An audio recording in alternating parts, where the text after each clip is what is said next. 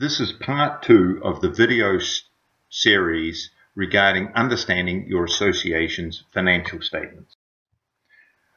The objective of this video is to provide a more detailed look of the financial statements for a community association to help a new board member or new association member understand what an ideal set of financial statements should look like and to show how the statements are actually structured. Hopefully, this will help identify where particular information can be found in the financial statements. The information contained in this presentation is for illustrative purposes only and does not represent data from an actual association. The key components of the financial package for an association that this presentation will review includes the balance sheet showing the financial position of the association, the income statement with variations versus monthly and year-to-date budget for the association, details of delinquent assessments indicating how much and who has not paid their assessment, check register and details of journal entries made for the month, bank statements and bank reconciliation, and the highlights report showing issues arising from the financial statements. Again, this presentation is necessarily general, and once you understand this general structure of an association's financial statements, you should also look at your particular state's regulations to ensure your association's financial statements are fully compliant. As we begin, I would like to again reiterate the point made in part 1, namely, it is important to understand how your association's financial statements are prepared. Most often they are on a cash basis, with the exception of the monthly assessment payments, which are reported on an accrual basis. With this introduction, let's start looking at a set of actual financial statements, and in this case they are for the Sunny Hills Property Owners Association, which has been put together to illustrate the points being made in this video. Here is the balance sheet for the Sunny Hills Property Owners Association. The layout of the balance sheet is either as shown here with assets on the left and liabilities on the right, or with the assets listed first and the liabilities listed below. Either format is fine. It's really a matter of preference as to which format you use. Looking at the assets, normally they are listed on the left and in the order of their liquidity. The most liquid assets down to the least liquid assets, i.e. the fixed assets. Here we see Sunny Hills has 2 bank accounts for their cash, one an operating account and the other is a short-term deposit account. The first thing to note is both accounts are under $250,000, so the funds of the association are fully covered by the FDIC insurance. The other thing to note is that the average monthly expenses are $52,000. We can work this out from the income statement on the next page. So the association has about 1 month's worth of cash when you combine both accounts on hand. So this is a reasonably positive position. Looking at other current assets, and here a current asset is an asset that can be converted to cash within 1 year, you see the biggest item is assessments receivable. Again, from the income statement, you can see that the average monthly assessments are $50,300. So Sunny Hills has approximately 1.7 months of assessments overdue. Given the cash in the bank and the good accumulated funds of the association, this looks to be manageable. The key thing to watch on a monthly basis is whether this assessment receivable balance is growing or reducing. If it starts to grow, it could mean the association is headed for cash flow problems. Moving down the page, next we see refundable deposits. And this is usually for things like utility deposits and normally stays pretty fixed from month to month. Next, we see prepaid insurance. Insurance is normally paid upfront at the beginning of the policy year. and then expensed to the income statement in equal monthly installments. So the unexpensed portion of the insurance policy payment is shown here as an asset. Reserve funds are the funds set aside for larger repairs, maintenance, and replacement of the assets and property of the association. It's important to understand the adequacy of the reserve fund balance, but it's hard to do that from just the balance sheet. This needs to be done by looking at the association's reserve study, which should be prepared in conjunction with the association's reserve advisor and/or engineer. The key thing to look at on the balance sheet with respect to reserve funds is where are they held. It's important not more than $250,000 is in any one bank, so that they are covered by FDIC insurance. And secondly, that funds that might need to be spent in the near term are accessible, while those that are not needed for a longer period are invested in secure, longer-term investments so as to earn interest. Lastly, fixed assets are listed along with accumulated depreciation. Moving now to the liability side of the balance sheet, normally on the right-hand side of the page, again, we list liability in the order of those that need paying first, followed by reserve fund liability and the accumulated funds of the association. Looking at Sunny Hills, first we see they have accounts payable of $14,673. This does not seem unusual, as it represents less than 30% of the month's payments, so it is a reasonable amount for the size of monthly expenses. Prepaid assessments of $28,671 represents 57% of a month's assessments. Again, nothing unusual here. The important thing to watch with this number is that when it gets big, there should be a commensurate increase in the bank balance. You don't want to see all the cash generated from prepaid assessments already spent, so there will be insufficient cash to pay expenses in the future. The reserve liability is the other side of the reserve funds, and these two numbers should be equal. Lastly, the accumulated funds are the combination of the surpluses from prior years and the surplus year to date for the current year. This reflects the total investment of their members in the association. Moving now to the income statement, and while this income statement is a little abbreviated, it does give you the overall layout of what it should look like. Moving down the page, you see you normally have income listed first with the main components of income.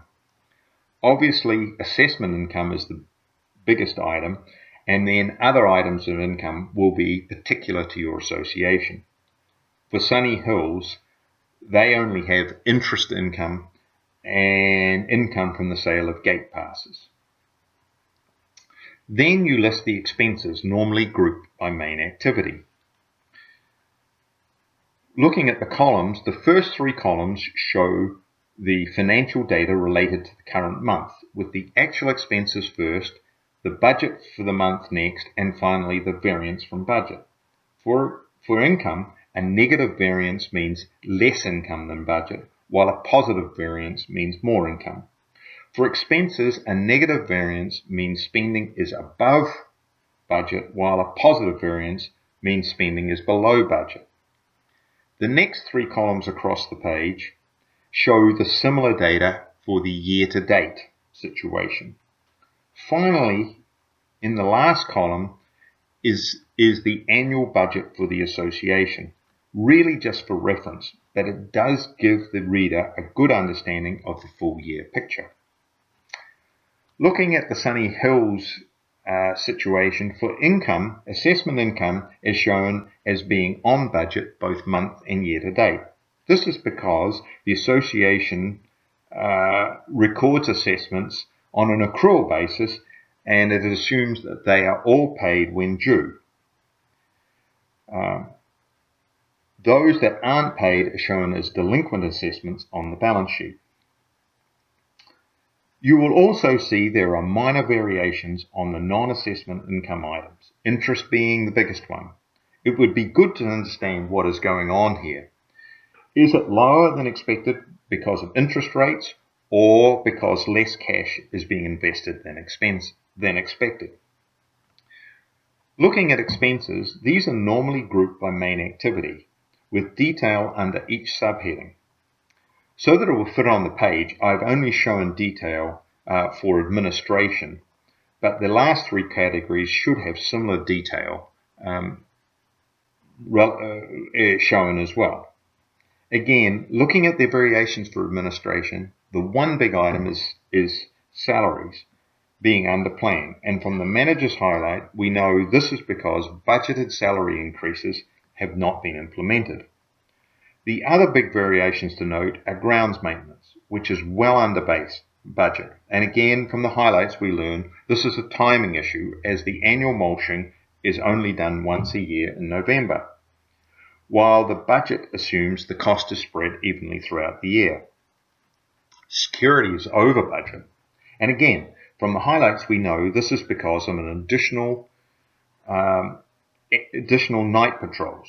So this is a real increase in spending over and above what was budgeted. On the other hand, repairs and maintenance is running under budget. And again from the highlights, we know it is anticipated to be $6,000 under budget for the year. The last item on the income statement is the monthly reserve transfer. This is the budget amount that is being put into the reserves for future repairs and maintenance. There should not be any variation here. What do we conclude from this income statement? The current month expense seems to be tracking in line with the year-to-date numbers. While spending seems to be under budget year-to-date, we know the mulching will reverse most of this. On the other hand, we know the savings on salaries and repairs and maintenance for the year are more than likely to offset the increased security costs. There is no need for any drastic action at this time to ensure the full year is not over budget. The delinquency report. Moving now to the delinquency report, this is one of the most critical schedules to the financial statements. It is listing who has not paid their assessments. The report normally lists the name of the resident, their address, the amount overdue, and an analysis of how many months overdue it is.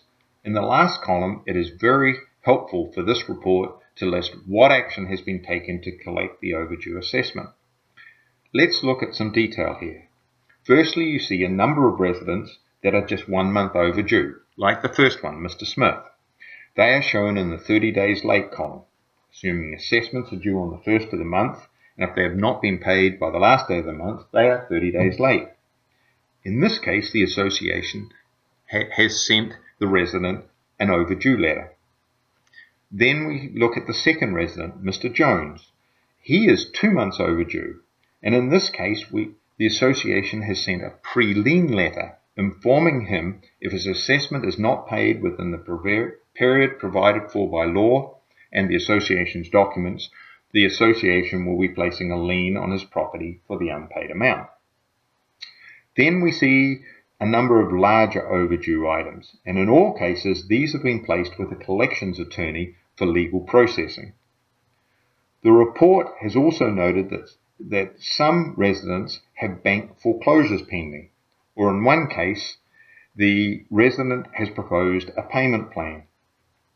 I tend to feel payment plans are good because at least the resident is agreeing to pay the amount and you know the period over which you're going to get the money. Again, understanding what is going on in each case of an overdue assessment is important to ensure all follow-up actions needed to protect the association position are being taken. Prepaid assessments. This report just lays out the residents who have not paid their assessments. The key thing to look at here is there any abnormality? In the case of Sunny Hills, this looks pretty normal. Moving now to the check register by month, this report can be prepared in a number of different ways. A listing of payments by check numbers, or as shown here, a listing of payments by vendor. I like the listing by vendor as it gives a good overview of who is receiving payments and how much. Here for Sunny Hills for October, you can see a number of the vendors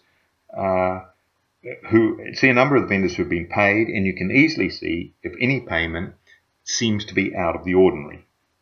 Again, not listed here, but a companion report to the check register is a listing of journal entries. Again, these will help give added details to the activities of the association and they allow the reviewer to quickly pick up abnormalities or items that need more explanation. Bank statements and bank reconciliations. While I have not shown an actual bank statement, I have included here the bank reconciliation for Sunny Hills for October. This is an important part of the financial statement. It reconciles between the bank balance shown on the bank statement and that shown in the financial statements. Normally, there are two reconciling items: unpresented checks and unrecorded deposits. When we look at unpresented checks, it is normal to have checks that are written close to the end of the month still outstanding. And in Sunny Hills' case, there are 3 of these. However, there is one check here dated 2.5 months previously that has not been cashed. There needs to be some follow-up action to see what happened to this check. If it has been lost, it will need to be cancelled and reissued. With respect to unrecorded deposits, this normally happens when the deposits are made on or near the end of the month, which is the case here. This is just a timing issue and nothing to be concerned about. The financial highlights is designed to give additional information regarding key items in the financial statements and really answers key questions that the reader of the statements is likely to have. It is also a good place to alert the reader to key items that will need attention in the near future. You will see for Sunny Hills, the highlights show that a CD was reinvested during the month per the approval at the prior board meeting. For the income statement, it gives details on variances and key spending items, and this is where we got the additional insights into what was happening with the income and expenses and allowed us to draw the right conclusions from the income statement. For delinquencies, it's a good place to note here information regarding big overdues and what is actually happening with these overdues. Lastly, the highlights is a good place to alert the reader to things that need attention in coming months, such as the renewal of insurance policy. Here, in Sunny Hills' case, we know the insurance policy needs to be renewed by December the 31st. So this is a good place to put that information so it's on everybody's radar. I hope this quick review of the financial statements will help you with your review of your association's financial statements. By no means does this presentation cover everything that may be in an individual association's financial package, but it does cover the key items. Thank you for watching.